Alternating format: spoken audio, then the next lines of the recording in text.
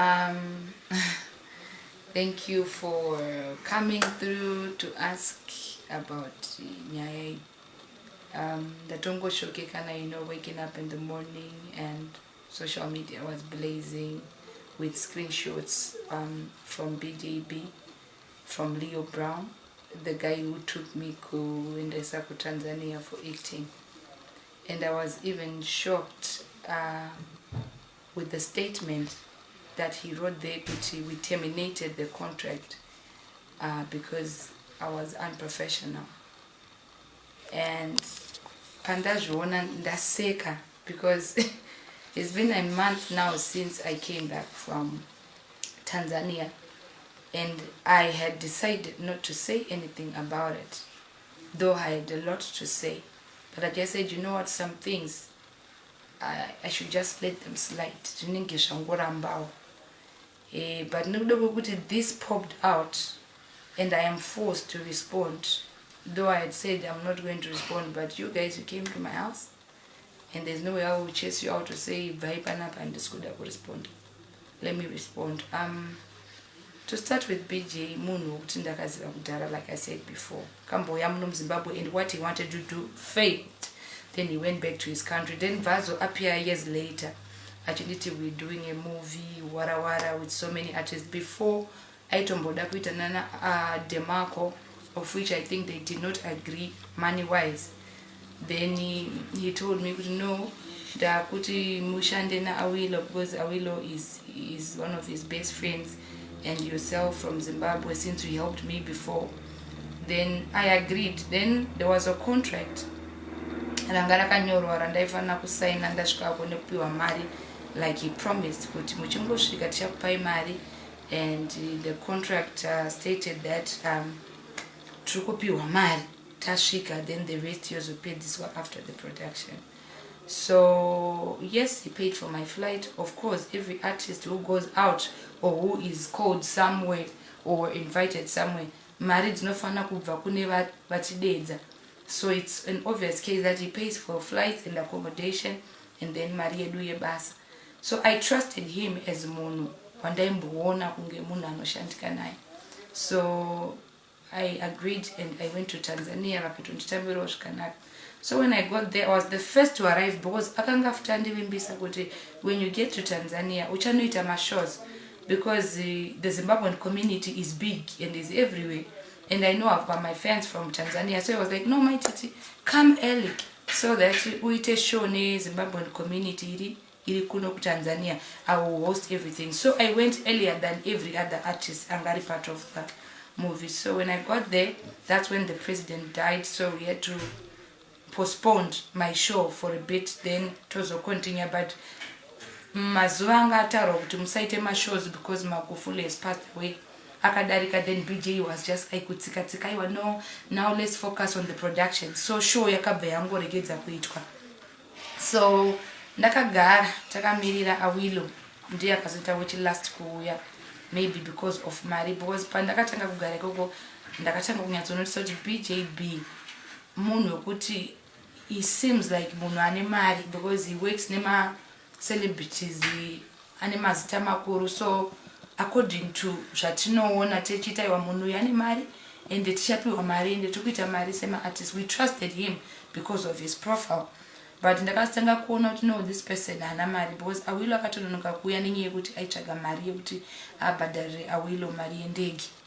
So akatozoya much later, tanzwa nekugara takangomira production itange, nzvimbo dzaida kuti tiactire dzizhinji dzaida mari because you can't just go to a foreign land and start acting munyika yevatorwa for free.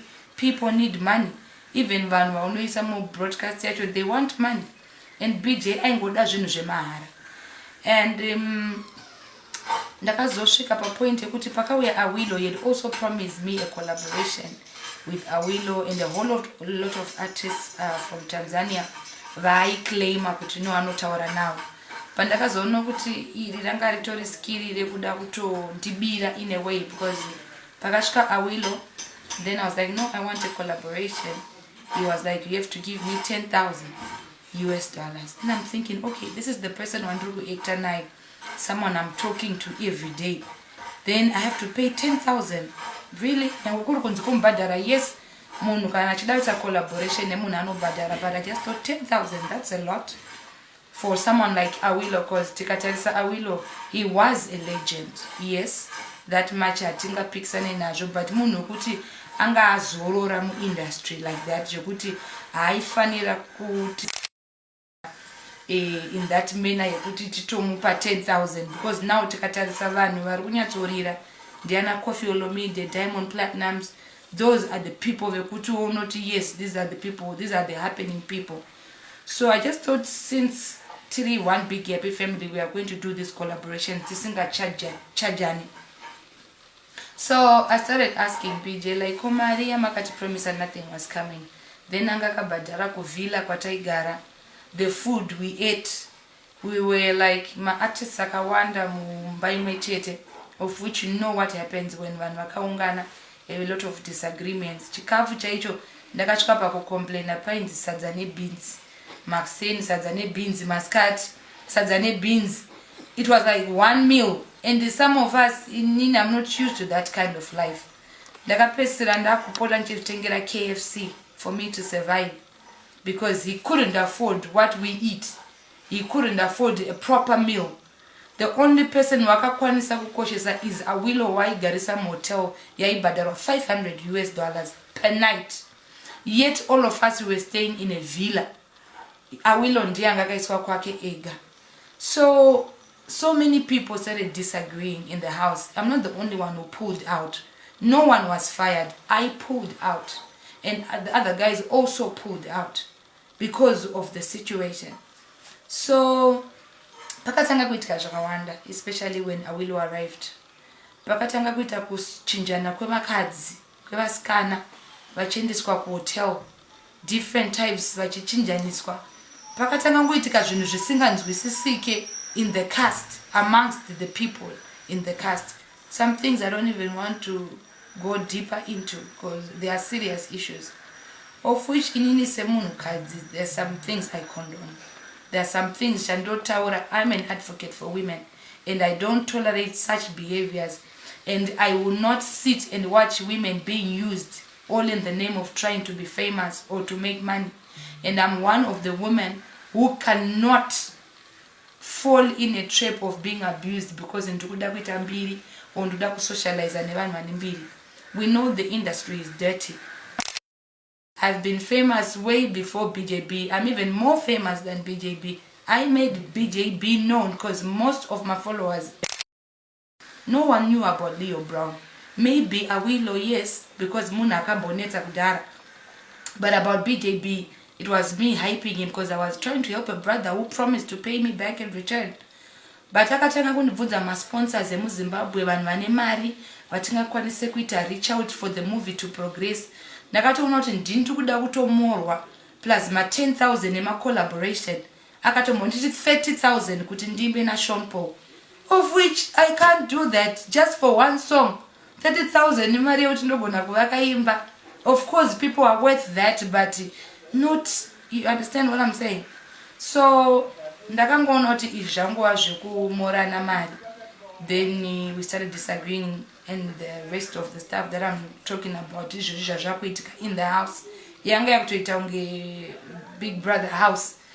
Zvemovie zvakatombosiwa. He was now focusing more on Awilo nema collaborations Awilo, and isusu takangogara. I'm a mom of 2. I need to take care of my kids. I've got a big, huge responsibility here in my country. I take care of orphans. I take care of my mom and dad. I take care of everybody.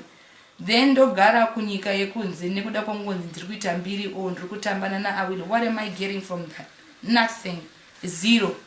And when I pulled out ndini aisatoda kuti ndibude musuwa ndakabuda pakatoita hondo.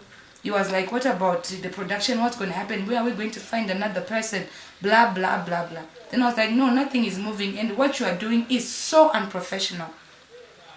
Isusu takabvuma kugara mu one house, but Awilo is staying different place.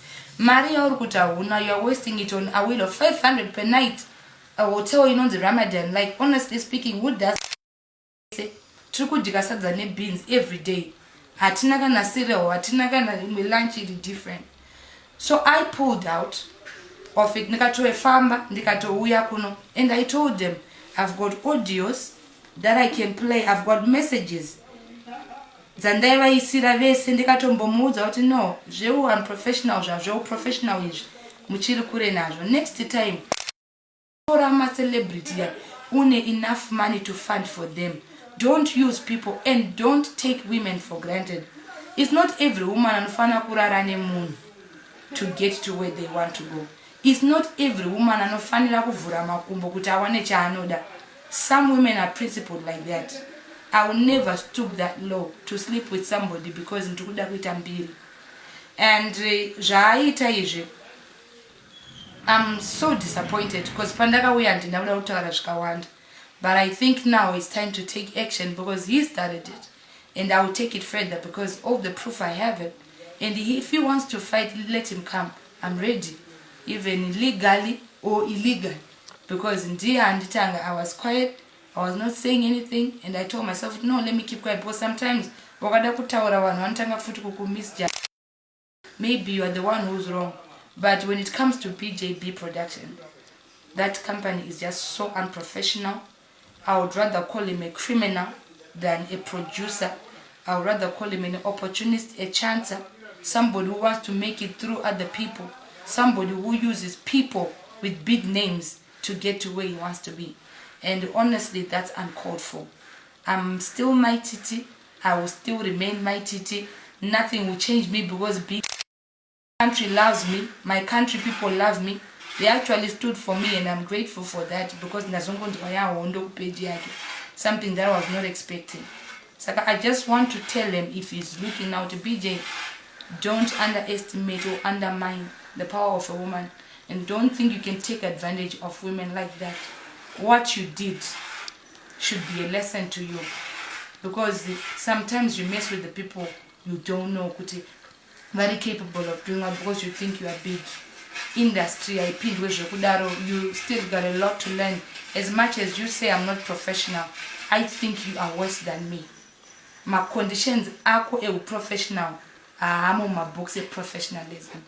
Please be professional.